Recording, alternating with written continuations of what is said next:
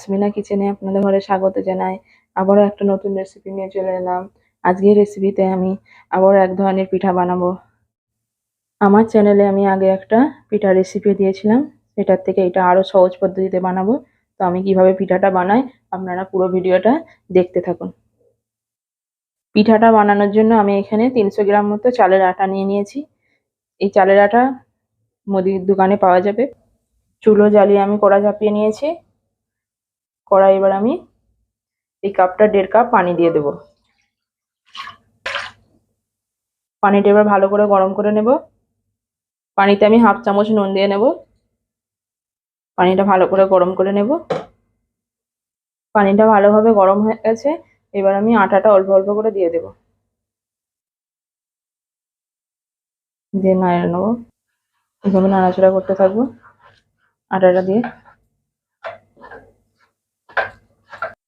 আটাটা খুব সুন্দরভাবে মাখানো হয়ে গেছে। দেখুন একটা ডোয়ে পরিণত হয়ে গেছে। এবার আমি আটাটাকে নামিয়ে নেব।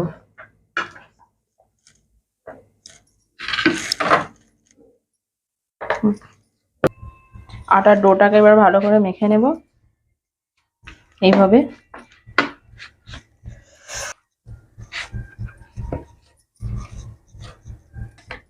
আটাটাকে এইভাবে 4-5 মিনিট আমি মাখিয়ে নেব।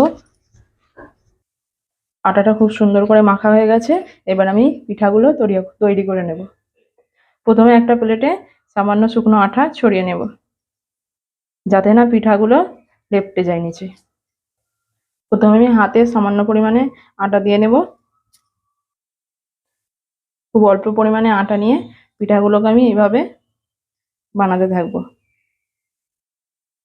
পিঠাগুলোকে এইভাবে বানাতে থাকবো। এইরকম পিঠা বানাবো। আবারও আমি একটা বানিয়ে দেখিয়ে দিচ্ছি। আটার উপরে এইভাবে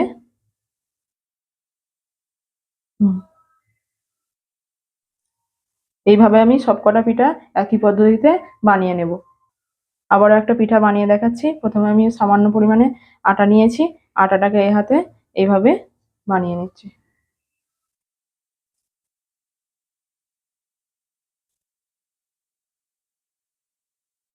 পিঠাগুলো এখানে সব রেডি হয়ে গেছে। দেখুন পিঠাগুলো কত সুন্দর ঝরঝরে হয়েছে। এবার আমি পিঠাগুলোকে রান্না করে নেব। পিঠাগুলো রান্না করার জন্য আমি চুলোয় একটা হাঁড়ি বসিয়ে নিয়েছি। হাঁড়িতে আমি এবার দিয়ে দেবো দুধ। এখানে আমি প্যাকেট দুধ নিয়েছি 500 গ্রাম। আপনারা চাইলে গরুর দুধও নিতে পারেন। আমার কাছে গরুর দুধ নেই বলে আমি প্যাকেট দুধ নিয়েছি। দুধটা এবার আমি হাঁড়িতে দিয়ে দেবো।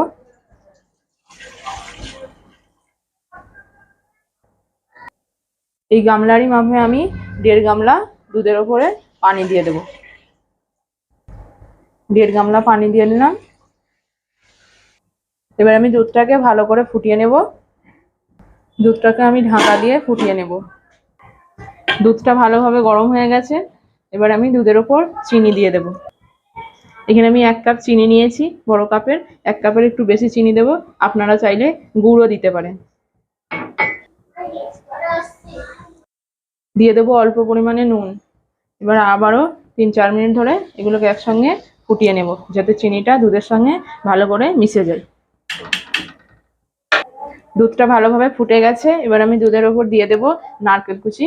আগে থেকে নারকেলটা কুচি করে রেখে দিয়েছিলাম। দিয়ে একটু নাড়াচাড়া করে দেব। দুটো তেজপাতা হাফ করে নিয়েছি, দুধের ওপর দিয়ে দেব। 4টে এলাচ ফাটিয়ে নিয়েছি, দিয়ে দেব।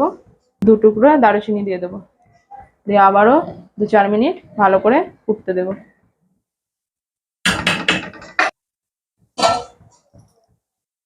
সবকিছু ভালোভাবে মিক্স হয়ে গেছে।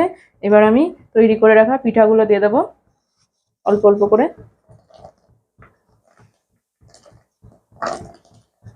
সব পিঠাগুলো আমি দুধের ওপর দিয়ে দিয়েছি। এবার মিডিয়াম ফ্লেমে চাপা দিয়ে রেখে দেবো। পিঠাগুলো যখন রান্না হয়ে যাবে তখন উপর দিকে ভেসে উঠবে। 8-10 মিনিট ধরে চাপা দিয়ে পিঠাটা রান্না করে নিয়েছি। দেখুন পিঠাগুলো উপর দিকে ভেসে উঠেছে। পিঠাগুলো সব উপর দিকে ভেসে উঠেছে। আমি এই মতো অবস্থায় ঢাকা খুলে আরো 4-5 মিনিট ধরে রান্না করে নেব পিঠাটা। ঢাকা খুলে 4-5 মিনিট ধরে ফোটানো হয়ে গেছে। এবার আমি গ্যাসের ফ্লেমটা বন্ধ করে চাপা দিয়ে 15 মিনিট রেখে দেব। 15 মিনিট আমি ঢাকা দিয়ে রেখে দিয়েছিলাম গ্যাসের ফ্লেম অফ করে। এবার আমি এটাকে নামিয়ে নেব। এবারে রেডি হয়ে গেছে পিঠাটা। এবার আমি প্লেটে বেড়ে নেব। পিঠাটা আমার সম্পূর্ণ রেডি হয়ে গেছে। দেখুন পিঠাটা কত সুন্দর লাগছে দেখতে। এরকম পিঠা খেতেও খুব ভালো লাগে। আপনাদের যদি আমার রেসিপি ভালো লেগে থাকে তাহলে আপনারাও বাড়িতে ট্রাই করে দেখতে পারেন। আপনারাও বাড়িতে এই পিঠাটা বানাবেন, দেখবেন খেতে খুব সুন্দর লাগে। অল্প খরচাতে খুবই সুন্দর একটা পিঠের রেসিপি। আমার রেসিপিটি যদি আপনাদের ভালো লেগে থাকে তাহলে লাইক, কমেন্ট, শেয়ার করে দেবেন আর সাবস্ক্রাইব করে দেবেন। আর আমার চ্যানেলে যদি নতুন বন্ধু হয়ে থাকেন তাহলে প্লিজ চ্যানেলটাকে সাবস্ক্রাইব করে নেবেন। আর পুরনো বন্ধুদের অসংখ্য ধন্যবাদ।